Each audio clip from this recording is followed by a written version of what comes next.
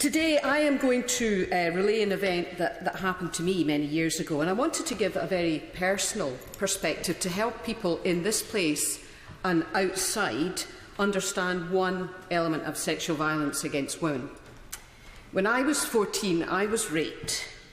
As is common, it was by somebody who was known to me. He had offered to walk me home from a youth event, and in those days everybody walked everywhere. It was quite common to do that.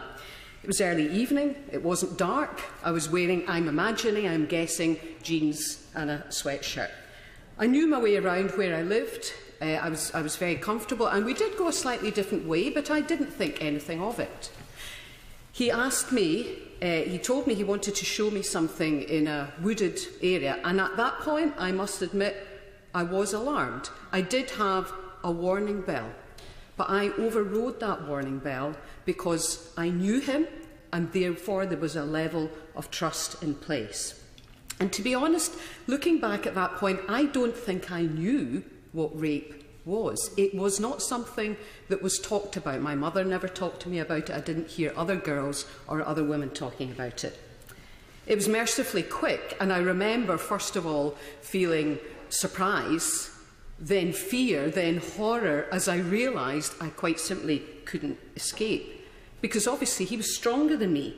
And there was no sense, even initially, of any sexual desire from him, which I suppose looking back again I find odd.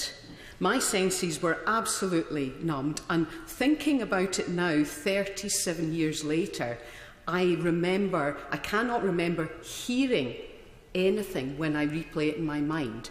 Now, as somebody who's an ex-professional musician who is very, very auditory, I find that quite telling. I now understand that your subconscious brain, not your conscious brain, makes a decision on your behalf as to how you should respond, whether you take flight, whether you fight, or whether you freeze. And I froze, I must be honest. Afterwards, I walked home alone. I was crying, I was cold, and I was shivering, and I now realise, of course, that was the shock response. I didn't tell my mother, I didn't tell my father, I didn't tell my friends, and I didn't tell the police. I bottled it all up inside me. I hoped briefly and appallingly that I might be pregnant so that that would force a situation to help me control it. And of course, without support, the capacity and resources I had within me to process it were very limited. I was very ashamed. I was ashamed that I had allowed this to happen to me. And I had a whole range of internal conversations about, I should have known. Why did I go that way? Why did I walk home with him? Why didn't I understand the danger? I deserved it because I was too this, I was too that. I felt that I was spoiled and impure. And I really felt revulsion towards myself. I, of course, then detached from the child up to that I had been.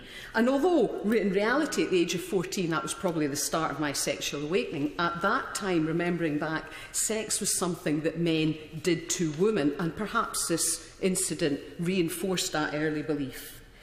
I briefly sought favour elsewhere, and I now understand that even a brief period of hypersexuality is about trying to make sense of an incident and reframe the most intimate of acts.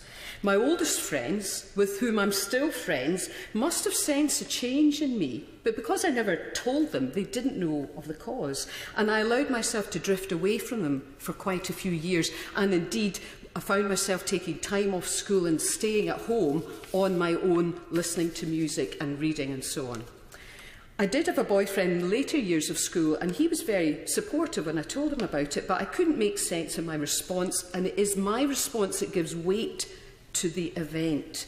I carried that guilt, anger, fear, sadness and bitterness for years. And when I got married 12 years later, I felt I had a duty to tell my husband. I wanted him to understand why there was this swaddled kernel of extreme emotion at the very heart of me that I knew he could sense. But for many years, I simply could not say the words without crying. I could not say the words. And it was only in my mid-40s I took some steps to go and get help with it. So it had a huge effect on me, and it fundamentally and fatally undermined my self-esteem, my confidence and my sense of self-worth. Despite this, I am blessed in my life. I've been happily married for 25 years. But if this was the effect from one small, albeit significant event in my life stage, how must it be for these women who are carrying this on a day-by-day basis? And I thought carefully, should I speak about this today? And that almost intake of breath, what? You are going to go and talk about this, was exactly the reason it motivated me to do it, because there is still a taboo about sharing this kind of information, and certainly for people of my generation it is truly shocking to be talking in public about this sort of thing. And as somebody remarked earlier, rape doesn't just affect the woman, it affects the family as well. And before my mother died early of cancer, I really wanted to tell her, but I couldn't bring myself to. I have a daughter, and if something happened to my daughter and she couldn't share it with me, I would be appalled. And so it was possibly cowardly, but it was an act of love that I meant that I protected my mother. As an adult, of course, I now know rape's not about sex at all. It's all about power and control, and it is a crime of violence. And I still pick up on where the myths of rape are perpetuated from a male perspective. Surely you could have fought him off. Did you scream loudly enough? And the idea that some men would suggest that a woman's giving subtle hints or is making it up is outrageous. These assumptions put the woman at the heart of cause when she should be at the heart of effect. A rape happens when a man makes a decision to hurt someone he feels he can control. Rapes happen because of the rapist, not because of the victim.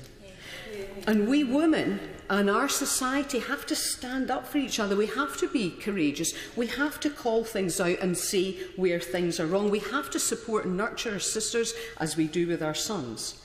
Like many women of my age, I have on occasion encountered other aggressive actions towards me, both in business and, in fact, in politics. But one thing I realise now is that I'm not scared, and he was. I'm not scared, I'm not a victim, I'm a survivor.